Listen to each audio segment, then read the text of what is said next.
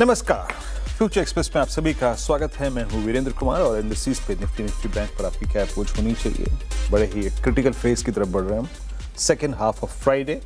और जनाब फ्राइडे भी ऐसा नहीं, ऐसा वैसा नहीं, एक ऐसा फ्राइडे, एक ऐसे हफ्ते का फ्राइडे जब बाजार में इतना पेन था कि पूछिए मत, चरम पर, है ना। लास्ट वीक हम जब ऑलमोस्ट शुक्रवार को दहलीज पे खड़े थे 24333 के, वहाँ से अगर आप देखें तो एक समय लगभग अब हम 700 अगर आप इंटरडे से कंपेयर करें तो हाँ ऑलमोस्ट इतना पॉइंट नीचे हम। खैर छोड़ते हैं बीती बातों को। हमारे साथ इस कार्यक्रम में मौजूद होंगे आज Motilal Oswal financial services Shivangi. Good afternoon. मैं आऊँगा आपके पास आपके व्यूज़ के लिए, लेकिन उससे पहले एक बार इन इस चीज़ को देखते हैं।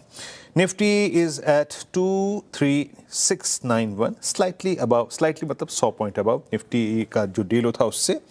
और निफ्टी बैंक करीब 56,253। और अगर मैं इसको लो से कंपेयर करूं, एक सेकेंड, डेली चार्ट्स, और अगर मैं इसको लो से कंपेयर करूं तो 56,023।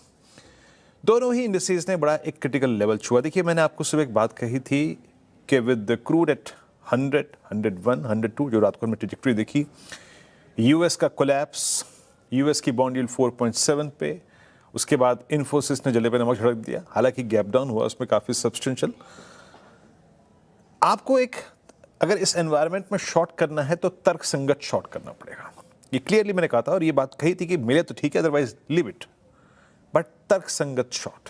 तर्कसंगत यानी बेस के पास नहीं, रेजिस्टेंस के पास, एक रिवर्सल में, एक पुल बैक में। मैंने आपको एक सुबह एक लेवल दिया था, कमेंट्री में क्लियरली एक लाइन लिखी थी।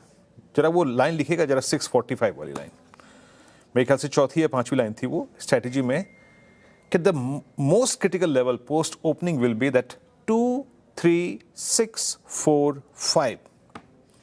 आप यकीन मानिए वो जो फर्स्ट टिक का लो था ना, वो वही था 645। वो क्या था? अगर आप चार्ट्स को ढंग से रीड करें और थोड़ा टाइम स्पेंड करें चार्ट पे, वो लो था उस गैप का जो कि परसिस्ट करता था 12 जून। डायरेक्टर साहब वो लाइन मिल जाए तो निकाल दीजिएगा जरा एक बार। 12 और 15 जून के बीच में जो डिफरेंस था ना, जो गैप था, उसका लोअर एज था 645। तो हम गए फर्स्ट इंस्टेंस में 645 को एक लॉजिकल टारगेट को हिट करके आए। That's called gap filling process. वहां पे टेक्निकल्स के मापदंड ने अपना काम किया। उसके बाद स्लाइट रिकवरी, जिसने भी कल शॉर्ट किया तो वो लाजमी है कि फर्स्ट इंस्टेंस में कवर करेगा। आपके दिमाग में ज़रूर होगा कि हाँ जनाब उस गैप में मुझे शॉर्ट कवर करनी। एक रिकवरी आई, पर कहाँ से फेल हुई? थोड़ा चार्ट को एक्सपेंड कीजिएगा, 780 से। 780 मतलब अब तक का बेस अब एक रेजिस्टेंस के तौर पे काम कर रहा है। अभी तक 23,800 आपका और मेरा और इस चार्ट का, इस बाजार का सबसे महत्वपूर्ण कन्विक्शन लेवल था, वहीं से कोलैप्स हो गया, फिर गया, फिर 23,600 कुछ छू के आया। तो बाजार अब थोड़ा सा अगर आप देखें तो इस रेंज में आ गया है। देखिए एक और चीज़ है, पेन को सिर्फ आप इंट्राडे प्रोस्पेक्टिव से मत देखिए। ये मत देखिए कि निफ्टी 174 पॉइंट है। आप ये भी देखिए कि आपको अब नंबर्स को वीकली आधार पर भी समराइज करना पड़ेगा।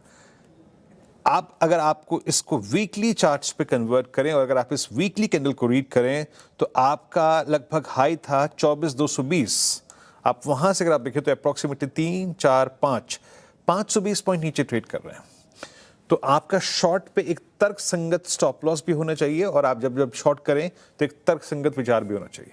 या तो इंट्राडे में इंट्राडे हाई का स्टॉप लॉस, यानी करीब 23,810 में, विदाउट वॉचिंग एनी स्टैट्स मैं ये बात कह रहा हूं आपसे। अब जब भी हम शॉर्ट करें तो एक तर्कसंगत स्टॉप लॉस 23,800, 810 पे रहेगा। और जब हम 600 के नजदीक जाएं, 590, 620, वहां पे हमें कवर भी करना पड़ेगा। क्योंकि आप सिर्फ आइसोलेशन में ये मत देखिए कि क्रूड 101 है तो आज मैं शॉर्ट करूंगा, तबीयत से शॉर्ट करूंगा और शॉर्ट को लेकर खड़ा रहूंगा। नहीं, वीकली काउंट को भी अगर आप देखें आपको अब कंसिडर करना पड़ेगा।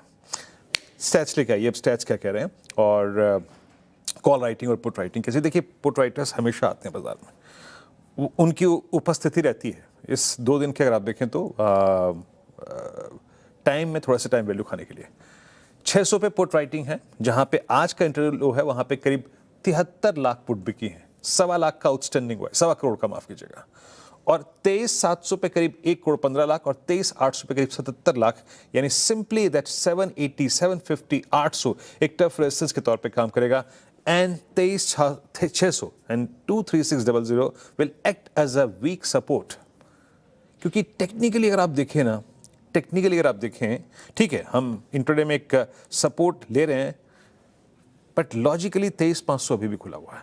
कहने का मतलब यह है इंट्राडे में तर्कसंगत स्टॉप लॉस 23,790 810, सलन राइज काम करेंगे 610 620 पे कवर करेंगे, बट इन एनी केस अगर हम 23,600 590 के नीचे जाते हैं, that unfinished business towards base 2 जो मैंने सुबह मेंशन किया था वो आएगा। और कवरिंग बाजार न्यूट्रल होने की कोशिश कब करेगा? अगर आप 800 को बाइसेक्ट करते हैं। अगर आप किसी भी सर्कमस्टेंसेस में 800 के ऊपर निकलते हैं, 790 810, तो आप एक न्यूट्रल ट्रैजेक्टरी को हिट करने की कोशिश करेंगे। That's the outlook for Nifty bank. अब ये निफ्टी, अब निफ्टी बैंक लेके आइएगा। निफ्टी बैंक आज 200 EMA के नीचे खुला। मैंने क्या कहा था आपको कि अब आपके पास शॉर्ट ही विकल्प है, बट तर्कसंगत शॉर्ट। आज का इंट्राडे लो क्या था? 56,073 लेके आइए लेवल सुबह के। बेस क्या रखा था हमने? If you are holding short, और अगर आप शॉर्ट कर रहे हैं तो आपका लॉजिकल टारगेट क्या होना चाहिए? इसी ट्रैजेक्टरी के आसपास क्या था, जरा लेके आइए एक बार जरा। बेस पर 56,110 और 890, वहीं से रिकवरी आ गई।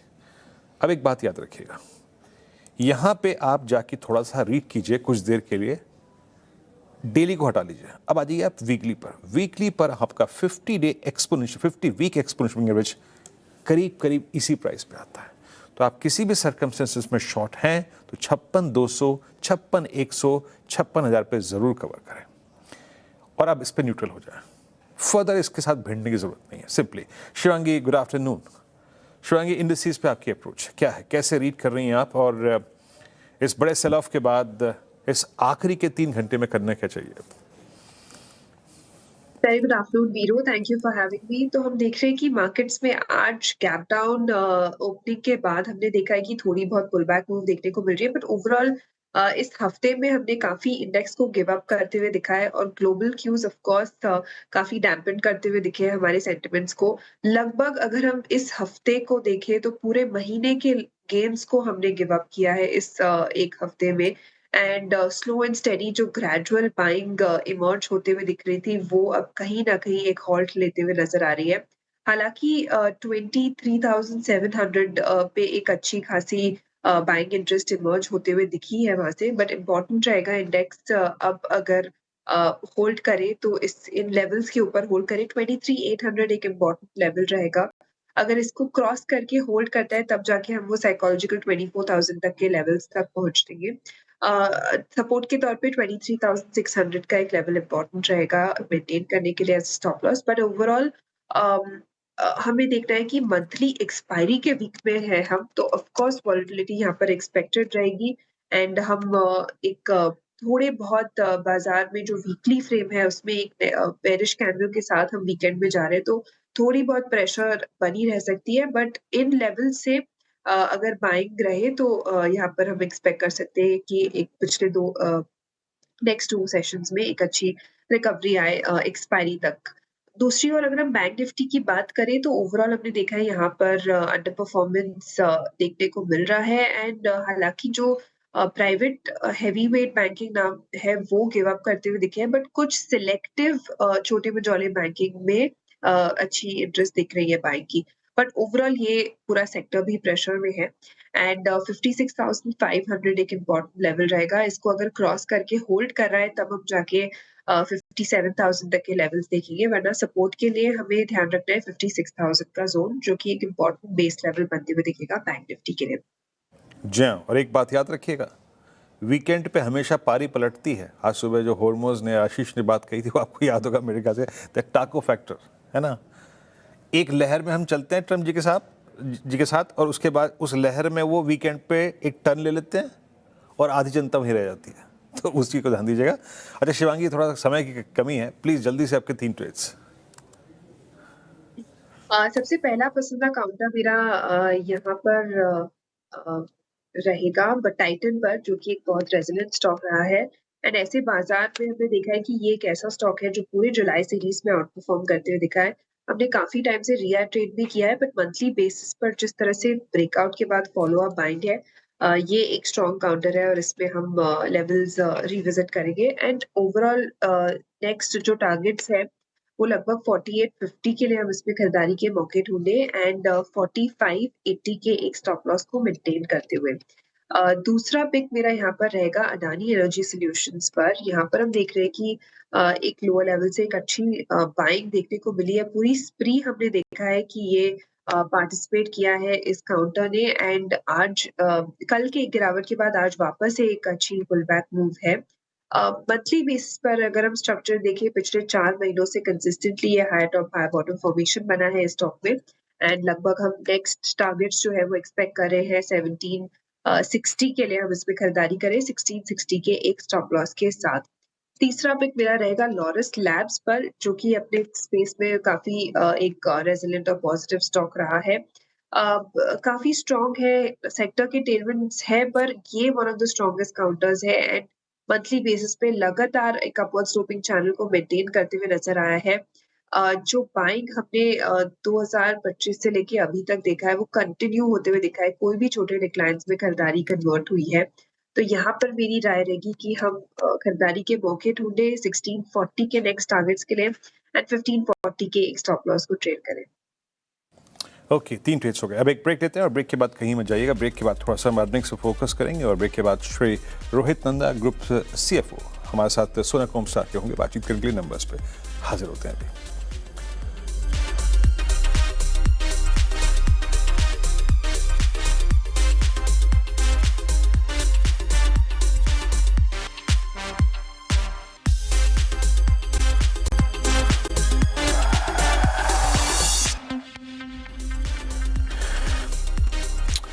स्वागत है कार्यक्रम एक बार फिर से आपका। अब स्वागत करते हैं श्री रोहित नंदा जी का, ग्रुप CFO सोना कोमस्टार के। नंबर्स आपकी स्क्रीन पर रखूंगा, उनसे बातचीत करते हैं। नेट प्रॉफिट करीब 178 करोड़ रुपए, हमारे अनुमान से लगभग 5 करोड़ का डाइवर्जेंस था पॉजिटिव। रेवेन्यू 1301 करोड़ रुपए, एबिटा 293 करोड़ रुपए और मार्जिन करीब 22.5 की ट्रैजेक्टरी में रहे। आई मीन करीब 30 बेसिस पॉइंट हमारे एक्सपेक्टेशन, हमारे अनुमान से अच्छे रहे। रोहित जी नमस्कार, कार्यक्रम में स्वागत है। आई मीन ग्रोथ अच्छी रही इस बार आपकी और इस क्वार्टर में।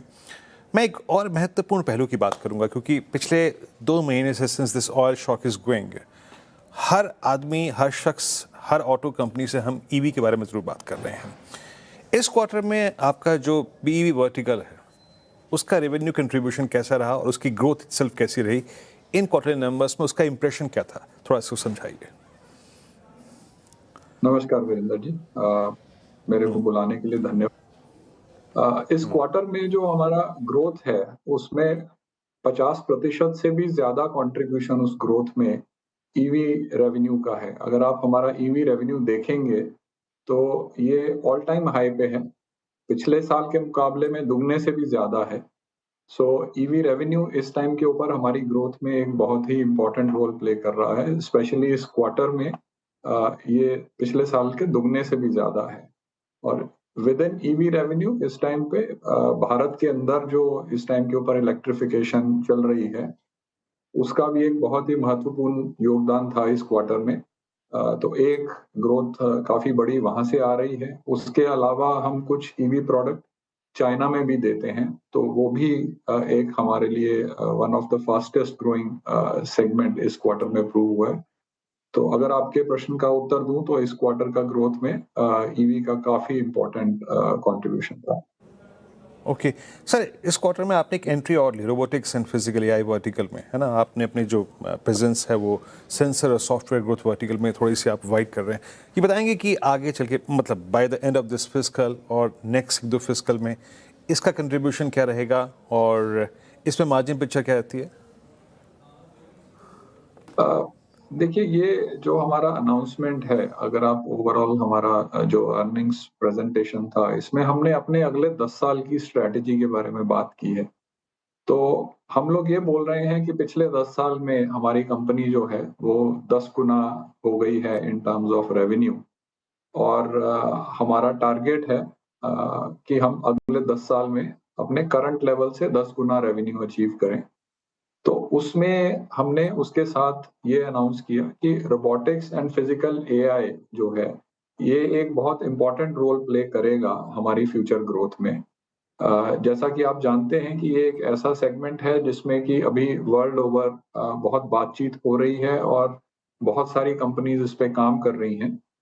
तो इसमें हमने इस क्वार्टर में जो अनाउंसमेंट की है, ये अनाउंसमेंट के साथ-साथ में हमने 600 करोड़ के ऑर्डर विन की भी अनाउंसमेंट की है। तो इसमें कुछ तो हमारा इसी साल से रेवेन्यू स्टार्ट हो जाएगा।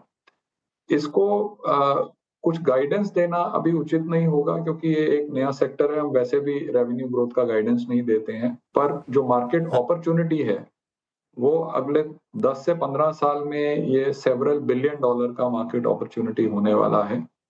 तो रोहित जी, इससे हमें हाँ ठीक है, I got your long point, term में आई गॉट योर पॉइंट। हाँ जी। मैंने वो आपकी 10 साल की प्रेजेंटेशन पढ़ी भी है।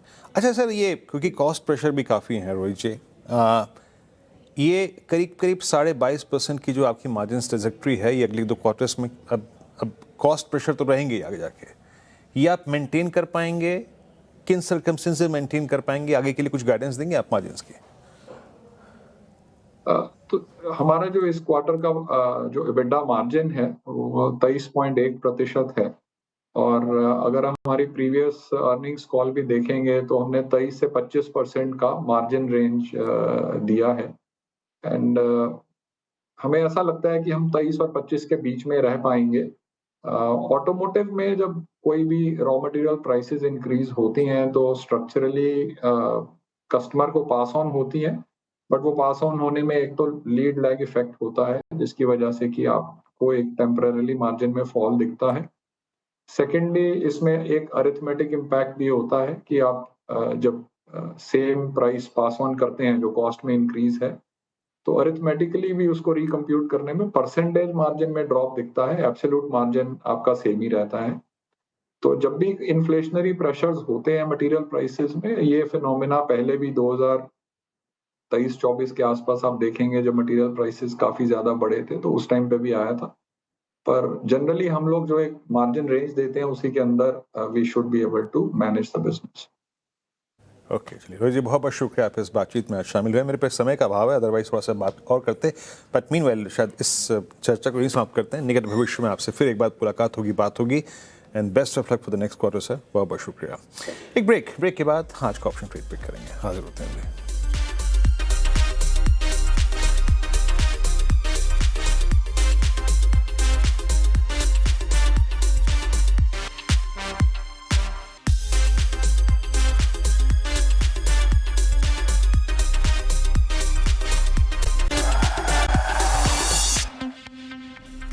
स्वागत है कार्यक्रम में एक बार फिर से आपका। चलिए अभी काम करते हैं, शिवांगी जी से ट्रेड पिक करते हैं। शिवांगी जी, आपका ऑप्शन ट्रेड।